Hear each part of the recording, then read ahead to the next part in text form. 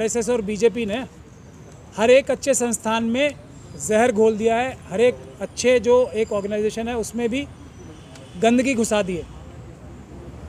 तो इसमें कोई हैरानी की बात नहीं है। अधीश अग्रवाल साहब ने कई बार कोशिश की इलेक्शन लड़ने की, सुप्रीम कोर्ट बार एसोसिएशन का प्रेसिडेंट बनने की, वो हर बार हारे इलेक्शन।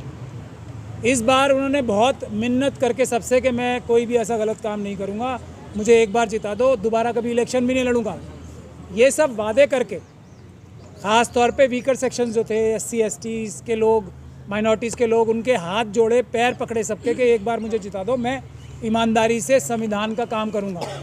लेकिन जो वो कर रहे हैं अभी, तो उसका रिएक्शन भी तुरंत ही हुआ जब उन्होंने किसानों के खिलाफ एक बयान दिया था और रेजोल्यूशन मूव किया था, चीफ जस्टिस को लिखा था।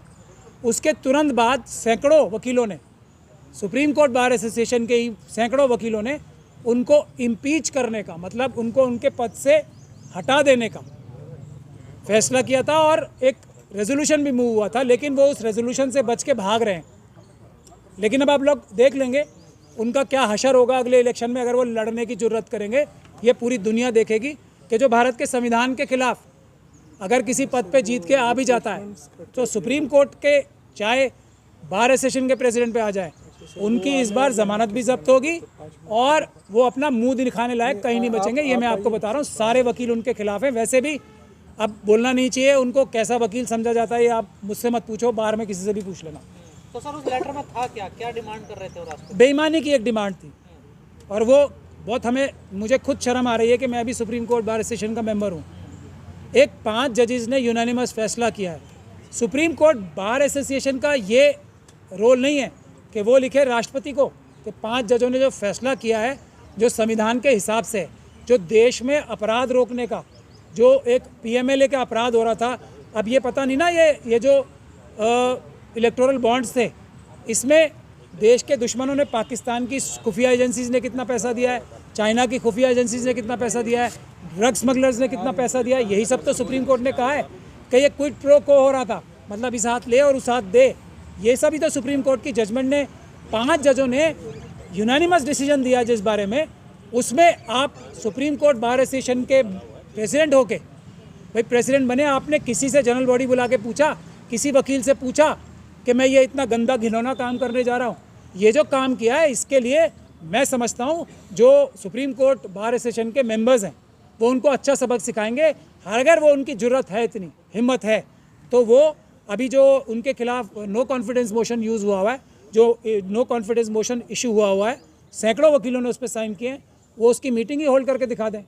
वो अपनी एग्जीक्यूटिव कमेटी की मीटिंग एक होल्ड नहीं कर सकते। आप छोड़िए, जनरल बॉडी की बात तो अलग है, अगर वो अपनी एग्जीक्यूटिव कमेटी की मीटिंग होल्ड कर लें तो वही बहुत बड़ी बात होगी। एग्जीक्यूटिव कमेटी की मीटिंग में ही उन्हें निरस्त कर दिया जाएगा, ये मैं दावा कर रहा हूँ। वरना वो अपनी एग्जीक्यूटिव कमेटी की मीटिंग ही बुला के एक करके दिखा दें।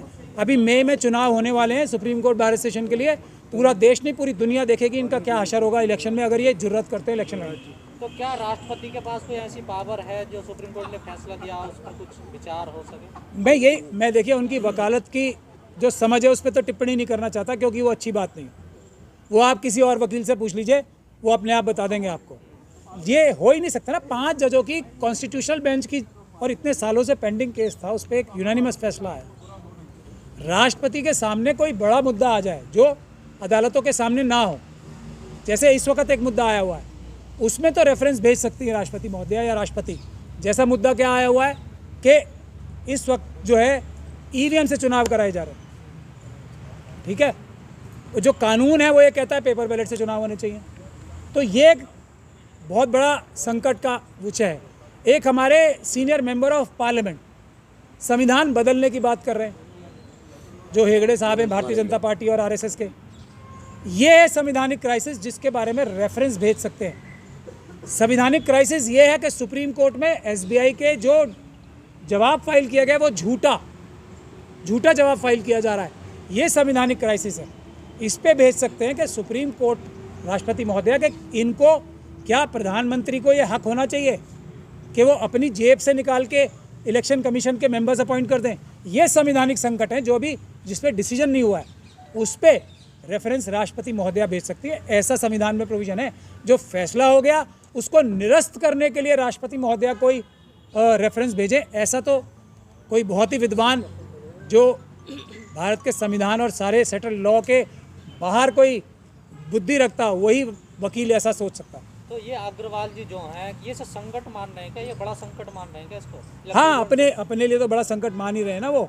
ये बीजेपी के लिए बड़ा संकट है, अपने लिए बड़ा संकट है उनके लिए, क्योंकि हो सकता है उन्होंने कोई सुपारी ली हो किसी बीजेपी के मेंबर को बचाने के लिए, ये भी हो सकता है, कुछ भी हो सकता है ना, किसी आरएसएस के मेंबर को बचाने के लिए कि तुम चिंता मत करो मैं तुम्हें बचा लूँगा, मैं अपने पद का दुरुपयोग तक कर डालूंगा आरएसएस और बीजेपी के ये गंदे घिनौने कारनामे के बचाने के लिए, ये सुपारी भी ली हो सकती है।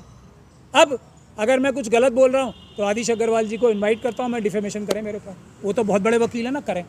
तो सर अब आपने भी कहा ईवीएम से वो चुनाव होने वाला है, तो अब क्या रणनीति है? मैंने नहीं कहा होने वाला है, आपने मैंने ये बिल्कुल नहीं कहा, मैंने संकट बता रहे ना आप ईवीएम। नहीं, मैं ये संकट बता रहा हूँ कि पेपर बैलेट से चुनाव होना कानूनन आज की तारीख में ज़रूरी है।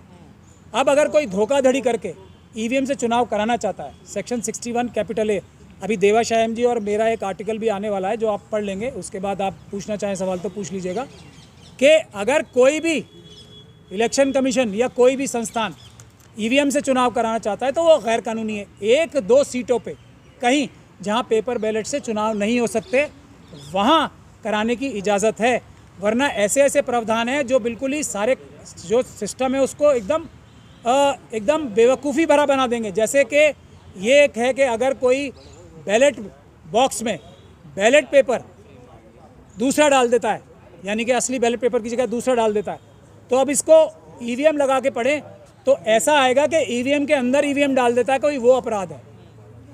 ऐसा आज के तारीख में जो कानून है ना, क्योंकि कानून ईवीएम के लिए आज भी बना ही नहीं है। सेक्शन 61 कैपिटल ए, मैं सब आपको बार बार बोल रहा हूँ, रिप्रेजेंटेशन ऑफ पीपल्स एक्ट 1951, आप सब लोग 61 सेक्शन 61 कैपिटल ए पढ़ लें।